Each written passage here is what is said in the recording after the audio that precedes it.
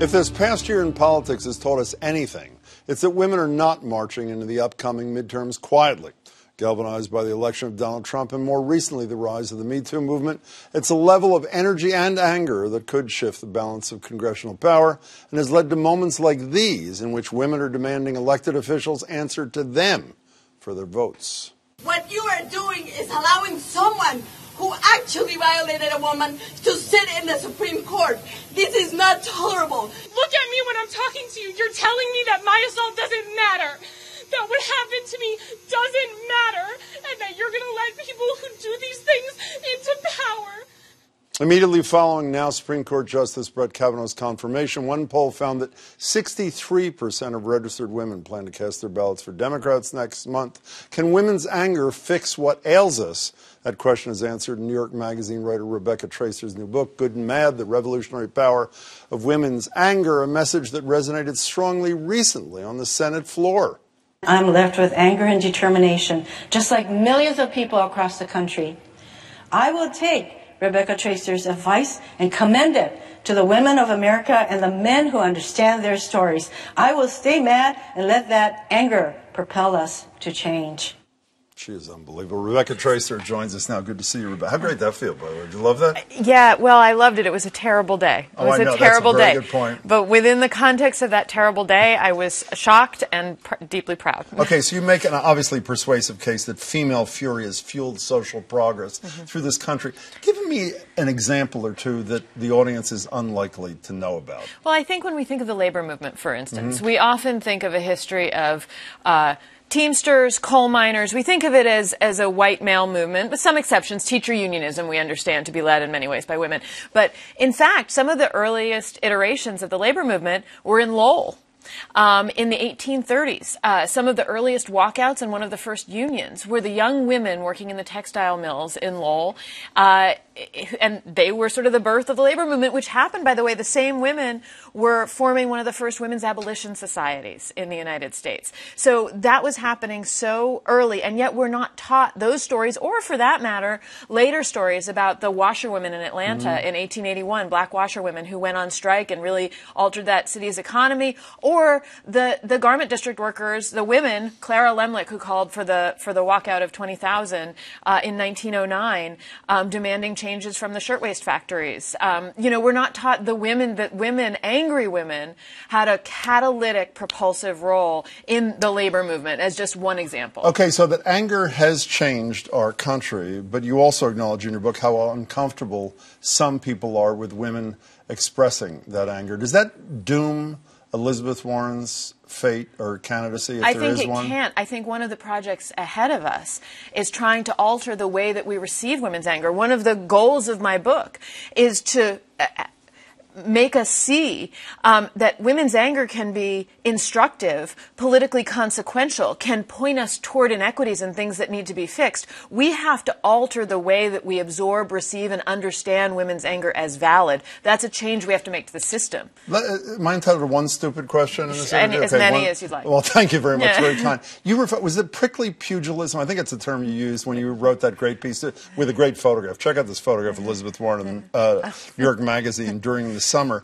But and prickly pugilism. She tweets last night, if Trump, a cowardly elitist who has never known or cared what life is like for anybody who's ever lived outside of a skyscraper in Manhattan, wants to talk about authenticity, obviously this is in response to the DNA stuff, well then let's talk about who's really pretending to be someone they're not. Here's the stupid question. Where did this all come from?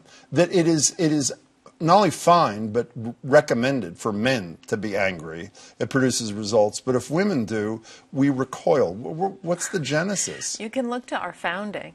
I mean, what kind of political rage do we revere in this country? It's the rage of our founders, right? We understand it to be the stuff of revolution, and it's rage at a lack of representation.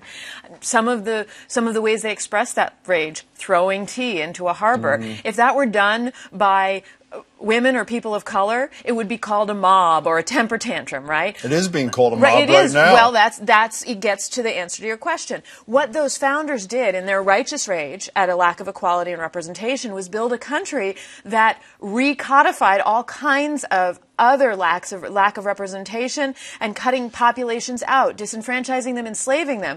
And those populations, when they are angry in response to those power imbalances, the way that minority power maintains itself is to cast their anger as illegitimate. And the media has helped along the way. You make the case persuasively that even in the photographs we use of women who are angry, we work, whether it's conscious or otherwise, in some cases it is conscious, to turn people off to that anger. Is that not? Yeah, absolutely. One of the easiest ways to delegitimize a woman, or simply cast her as unappealing, which women's value is so tied to their appeal, is to photograph her with her mouth open. And so you see pretty much any female political or ideological opponent, if you want to cast her as unstable or ugly or someone not to be listened to or threatening, you use an image of her with her mouth open, and that is the sort of cue that we've all absorbed that woman should not be taken seriously. If people think this is hyperbolic, because I don't know if it was in the book or in some article or some interview you did, I Googled some of these, and this is what comes up. Women screaming with their,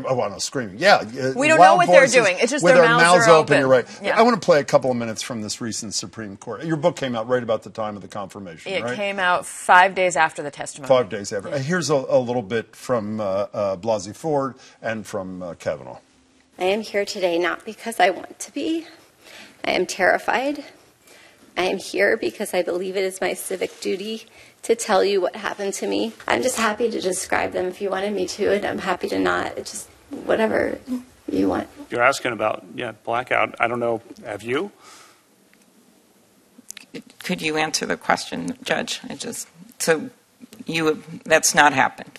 Is that your answer? Yeah, and I'm curious if you have. So it's a no-win for women if they're respectful. Blasey Ford lost.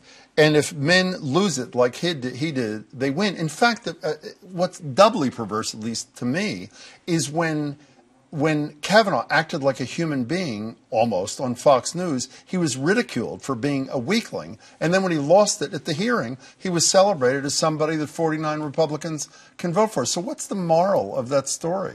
It's the most clear view we could imagine of the rhetorical limitations put on women if they're to be believed. She had such a narrow range of expression she could work with. And she made the choice that she knew would not provoke censure. She was respectful, solicitous, polite. She couldn't have used anger. It would have undermined her believability. So you're right, she couldn't win by being as polite and solicitous as there was in the world. She could win. She was persuasive. A majority of Americans believed her. It's just that the minority partisan power had power to push the candidate through anyway. But Kavanaugh had a weapon. It's not just that she wasn't allowed to be angry and he was. It's that he could deploy anger on his own behalf to amplify the righteousness of his point. He could use it to make himself stronger because we assume white men to be normative citizens and rational beings, and if they're angry, we just know they're extra rational. So I don't know if you're, to quote Matt Damon, a keg half full kind of person or a keg half empty when he's playing Kavanaugh on Saturday Night Live for the three people who missed that thing. But the moment with Gallagher and I think Archilla was, I think that's how you pronounce her name. I mean, that was a moment of great hope, even though it didn't lead to the outcome of Kavanaugh being defeated. It led to a delay. It led to an FBI investigation. You're looking at me like that was a moment where women's anger did fuel something positive. It did. It sure did. Yeah. I mean, I do tend to tilt toward optimism, the keg half full. Well, that'll balance me. So no. I mean, but it's hard to be optimistic right now because what happened, there's a bifurcated result. Kavanaugh's confirmation is a massive loss. It is a loss over generations. He and the court that he sits on will have the opportunity to change law over the next 50 years or longer and suppress the mechanisms of dissent and mass protest that are what we, as the masses, have in order to resist this kind of change. That is a massively negative result about which we should not feel optimism. But the other thing that happened is that so much of this inequity was made visible. And thanks to Anna Maria Archila and Maria Gallagher, who were yelling, we heard that anger became audible and the lack of interest in it or seriousness with which it was taken became visible to so many Americans. And that's going to have long-term consequences, as Anita Hill's testimony did. That was also a bifurcated result. She lost, but the wins and the progress made in the wake of her testimony is reverberating today, 27 years later. I only have a couple of seconds left. I know you're not in the advice business. You're in the history telling and current event analysis business. Michelle Obama is in the advice business. We all know the line now. It's emblazoned in our heads. When they go low, we go high. It seems to be an argument against expressing anger on the part of women. Well, is it not? I think we have to watch for the messages that were sent by all kinds of women. And remember that Michelle Obama, already at the beginning of her career in national politics, she was paying a price for being perceived as an angry black woman, even when she'd expressed the mildest form of criticism. And so part of her advice stems from the way that she herself was delegitimized and vilified by a national press. We can't take it out of context of how the whole system is built to not receive or respect women's fury, no matter how righteous or mild it may be. Your book is great. It's a pleasure Thank to you see so much for Rebecca having me. Traister, thank you so much for being here. The book again is Good and Mad, The Revolutionary Power of Women's Anger.